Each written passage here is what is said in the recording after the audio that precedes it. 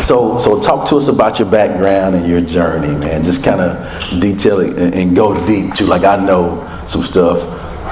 No, not all of it, but kind of go back and track your journey for us until now. Okay. I'm a kid born in Dallas, raised in Conroe, Texas. I was lucky enough in high school to get a scholarship to play football at the University of Louisiana Lafayette.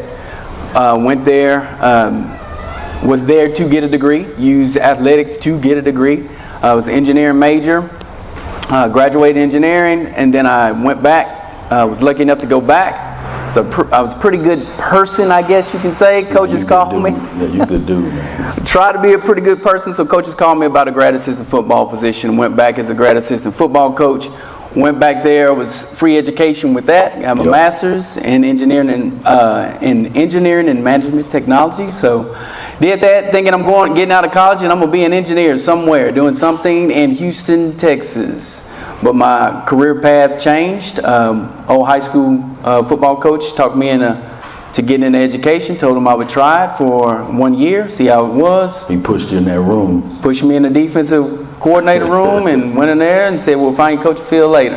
Your teacher Phil later." So it was kind of opportunity for me to see what I could give back to education. Once I got in there, it didn't take me that long. Loved it. Loved working with kids. 20-something years later, still in the education career. I think it's a beautiful career. I get to impact so many people, not only kids, but parents. Not only parents, but teachers and educators and other staff members as well.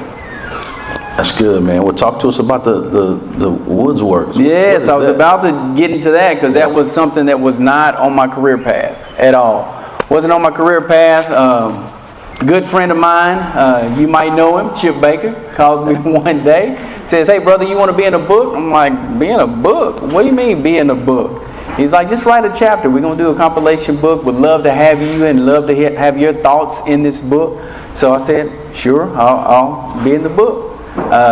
Started writing books with Chip, started being in these compilation books, brought me out a little bit, got me into speaking engagements, done all of those things, really enjoyed that piece. And then decided to move on and do my own book, my own compilation book, and work with a couple of different publishing companies on that. And I figured I wanted to do something a little bit different. There were just some things that I saw in those publishing companies that didn't sit well with me, that I didn't really agree with. And I saw that there were so many people out there trying to get their manuscripts published and things like that. I said, I'm a behind-the-scenes guy. I really don't like to be out in front of everybody. I like working on the engineering side of things, like working the systems in the back, the structures in the back. So I ventured out to start publishing books. It's good, man.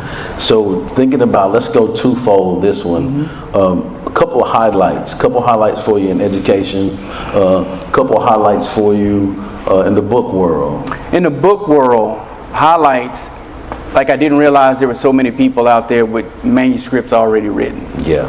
Just don't know how they're going to take that next step to get their work published. So me being able to create that relationship with them, create that relationship where they feel comfortable with relying on me, putting some structures in place, putting some timelines in place to help get their book actually published. That was an eye-opener for me in the book world. It's cool. And I'm putting you on the spot here. Like, how many, do you have a number of those that you've done so far? A number of books so far. I can tell you this book journey with the publishing company started 3 years ago. It'll be 3 years in May. Between there and now, it's been over 40-something books that I've published. Yeah. Worked with over 70 plus authors. It's been amazing, and they're all over the place, from Washington to Utah to DC to Dallas, San Antonio, Tampa. Authors that are all over the place I've had that opportunity to work with. That's good. One thing that comes up for me as I heard you talk about all of those things and just reflecting on our journey and growing is the importance of quality relationships. Correct. right? And one of my pastors said this. Get ready. Here's another one you write down on this one. I'm warning you. Right? I heard one of my pastors say this, man, and when I heard him say this, it gave me chills. And I try to share it every chance I get because it's so good. But life moves at the speed of our relationships. Let me give you that again. Life moves at the speed of our relationships. And what it means is, those of us that are doing great things, let me go back. Blessed and fortunate to do great things. We have great relationships in our lives, right? Those people that are not, they probably need to get some better relationships. Right. They need to have some people in their life to hold them accountable, like, hey man, you tripping, like what you doing, dog? Like, here's how I'm gonna help you. Like some of those things. And so quality relationships are huge, I think. Kind of comment on that a little bit. Well, my path in education has been built off of my relationships. Each move that I've made, from coaching and teaching to administration, I've been an assistant principal of a building, been a director of a specialized campus, and in my position now as a coordinator in special services. These all have been off of relationships. The relationships that I've built with people in the past, the relationships that I have in the present. Just knowing how to treat people, just treating people right. Yeah, and I'm going to even go further because I know your journey and just do the parallels. Right. You and I have gotten probably our biggest opportunities in education off of the people that we were as kids. Correct.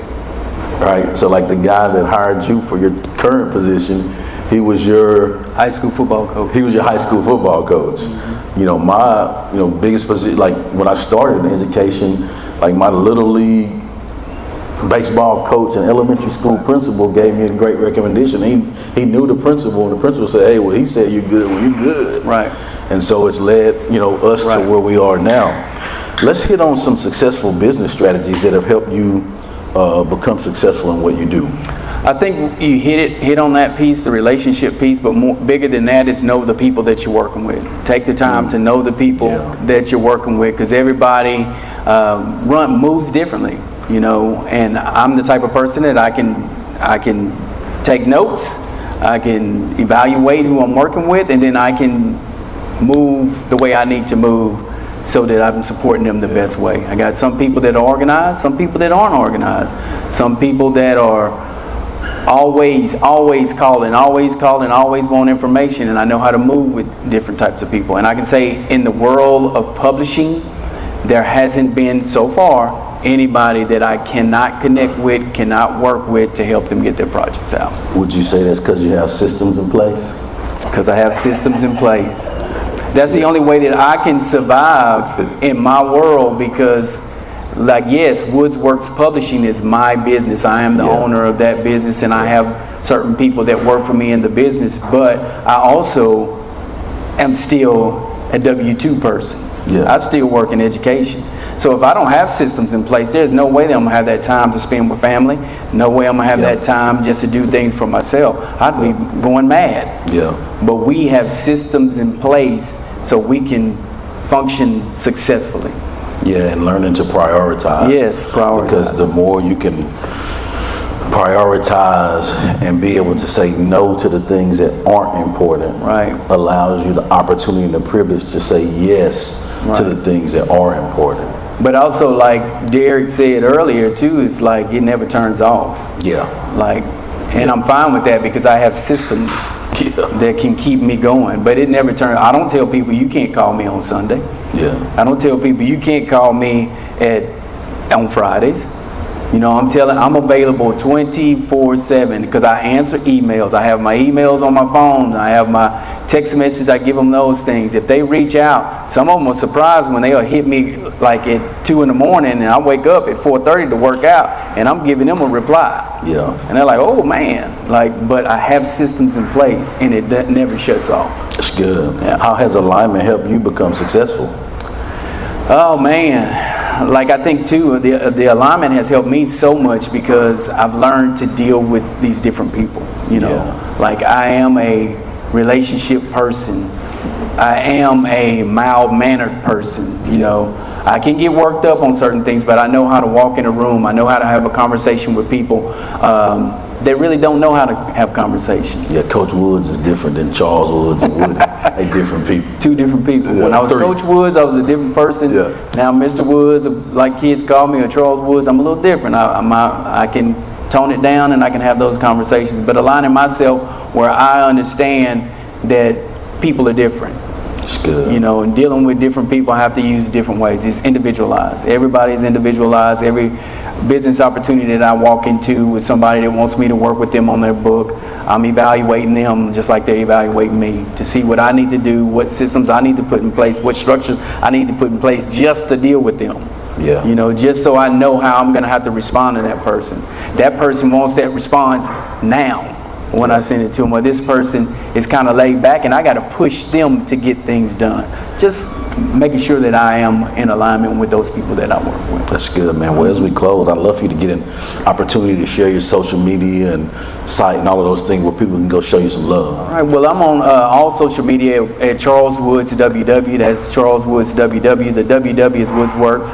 And to get all my information in one spot, that's my website, my social media, all that contact information. It's wroteby.me/Woodz with a Z at the end. wroteby.me/Woodz with a Z at the end. That's good. Well, again, man, thank you so much for coming through. Appreciate who you are. Thanks for what you do. Thank you for having me out here, Chip, because you always try to get me in front of people, and I say, I'm going to stay behind the scenes where I like to be. Well, man, thank you for getting comfortable with being uncomfortable with your boy. Yes, sir. Man. Good stuff. Well, as we close here with the Success Chronicles interview session, again, I want to thank Jasmine and her team for an amazing job, for an amazing event.